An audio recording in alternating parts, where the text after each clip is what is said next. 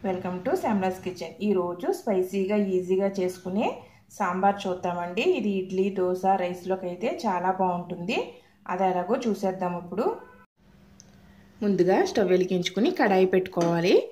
ఇప్పుడు మనం సాంబార్ మసాలా పౌడర్ తయారు చేద్దామండి। దానికి కావాల్సిన పదార్థములు 1 స్పూన్ శనగపప్పు, 1 స్పూన్ ధనియాలు, 1/2 టీ స్పూన్ మెంతులు, 1/2 టీ స్పూన్ జీలకర్ర, 5-6 మిరియాలు, 2 లవంగాలు, 1 చిన్న ఇంచు చెక్క దాల్చిన చెక్క, 4 ఎండుమిర్చి।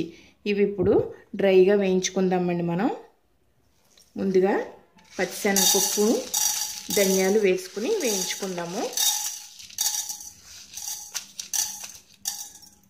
ఇవి దోరగా వేగాలండి। ఈ విధంగా వేగిన తర్వాత మిగతాయి కూడా వేసుకుని మనం వేయించుకోవాలండి దోరగాను। అలాగే ఎండుమిర్చి కూడా వేసుకుని వేయించుకోవాలి। ఇది వేగినప్పుడు మంచి అరోమా వస్తుందండి। అప్పుడు వేగిపోయి మనం ప్లేట్లోకి తీసుకోవాలి చల్లారడానికి। ఇందులోనే కొద్దిగా కరివేపాకు కూడా వేసుకుంటే మంచి సువాసన వస్తుందండి। ఇప్పుడు ఇవి వేగిపోయాయండి। ఒక ప్లేట్లోకి తీసుకుని చల్లారి పెట్టుకుని మనం చల్లారిన తర్వాత మిక్సీ జార్లో పొడి కొట్టుకుని పక్కన పెట్టుకోవాలి।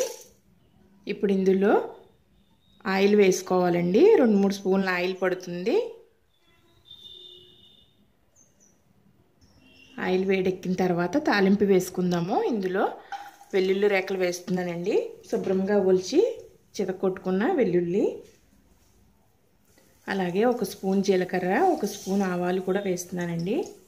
అలాగే ఎండుమిర్చి కరివేపాకు కూడా వేసుకుని దోరగా వేయించుకోవాలండి। పోపు వేగిన తర్వాత ఉల్లిపాయలు వేసుకోవాలి। చిన్న చిన్న ఉల్లిపాయలు వేసుకుని వేయించుకోవాలి। ఉల్లిపాయలు 2 నిమిషాలు వేగిన తర్వాత ములక్కాయ ముక్కలు కూడా వేసుకుని వేయించుకోవాలండి। కొద్దిగా వేయించుకుంటే సరిపోతుంది। ఇది వేడెక్కితే ములక్కాయ ముక్కలు సరిపోతాయండి। ములక్కాయ ముక్కలు కూడా 2 నిమిషాలు మగ్గిన తర్వాత 2 టమాటాలు వేస్తున్నానండి। 4-5 పచ్చిమిర్చి వేసుకుని ఇవి కూడా మగ్గించుకోవాలి ఒక 5 నిమిషాలు। ఇవి తొందరగా మగ్గడానికి సాల్ట్ వేస్తున్నానండి। సాల్ట్ వేసుకుని కలుపుకోవాలి। ఇది కొంచెమే వేస్తున్నాను, ఈ సాంబార్ అంతటికీ కాదండి। ఇందులోనే 1/2 టీ స్పూన్ పసుపు కూడా వేసుకుని ఒకసారి అంతా కలిసేలాగా కలుపుకుందామండి। కలుపుకుని మూత పెట్టుకుని మగ్గించుకుందాము। తొందరగా మగ్గుతాయి మూత పెట్టుకోవడం వల్ల। అలాగే కూరగాయలు మగ్గిపోయినాయి కదండి, ఇందులో వంకాయలు వేస్తున్నాను। వంకాయ ముక్కలు ఇలా చిరికిలా చేసుకుని వేసుకుంటే బాగుంటుంది। ఎక్కువ మగ్గనవసరం లేదండి వంకాయ ముక్కలు। ఇందులో ఇప్పుడు చింతపండు రసం వేస్తున్నానండి। చింతపండు రసంలో కొద్దిగా వాటర్ కూడా వేసుకుని మూత పెట్టుకుని చింతపండు రసాన్ని మరిగించుకుందాము। ఈ విధంగా చింతపండు రసం అంతా ఇలా మరుగుతున్నప్పుడు ఇందులో 1 స్పూన్ కారం వేసుకోవాలండి। కారం వేసుకుని ఒకసారి కలుపుకోవాలి। ఇందులోనే చిన్న బెల్లం ముక్క వేసుకోవాలి। మనకి ఉప్పు కారం అన్నీ సమపాడులో ఉంటుందండి బెల్లం వేసుకోవడం వల్ల। ఇప్పుడు కందిపప్పు వేసుకోవాలండి। ఉడికించుకున్న కందిపప్పు నేను కుక్కర్లో 3 విజిల్స్ వచ్చిన తర్వాత మిక్సీ జార్లో వేసుకుని ఉడికించుకుని మిక్సీ జార్లో వేసుకున్నానండి మెత్తగాను। ఇప్పుడు అంతా కలిసేలాగా ఒకసారి కలుపుకోవాలండి। ఉడికించిన కందిపప్పు వేసుకున్న తర్వాత ఇలా చిక్కగా అయిపోయింది కదండి। ఇప్పుడు ఇందులో వాటర్ వేసుకుందాము।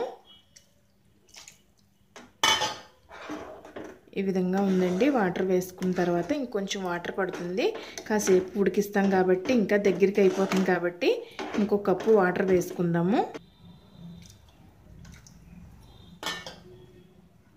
ఇప్పుడు మూత పెట్టుకుని ఒక 5 నిమిషాలు మరిగించుకుందామండి దీన్ని।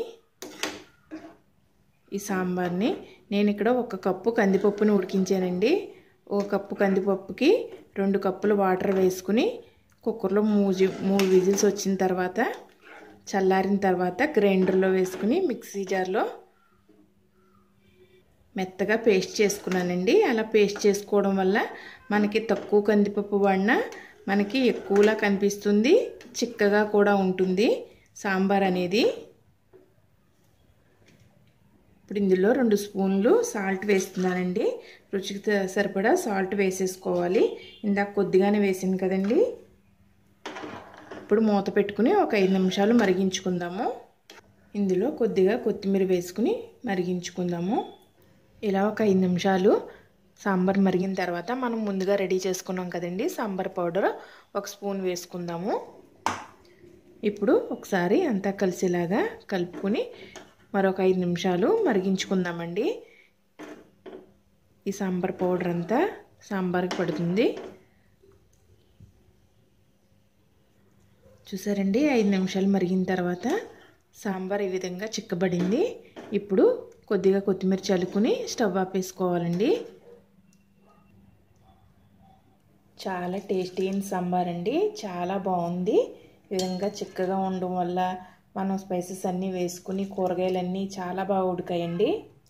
స్పైసీగా ఈజీగా చేసుకునే సాంబార్ అండి. ఇది ఇడ్లీ, దోశ, రైస్లోకి అయితే చాలా బాగుంటుంది. చాలా టేస్టీగా ఉంది. రైస్తో ఈ సాంబార్ తీసుకుంటే చాలా టేస్టీగా ఉంటుంది. అందులోకి అప్పడం కానీ వడియం కానీ వేసుకుంటే చాలా బాగుంటుందండి.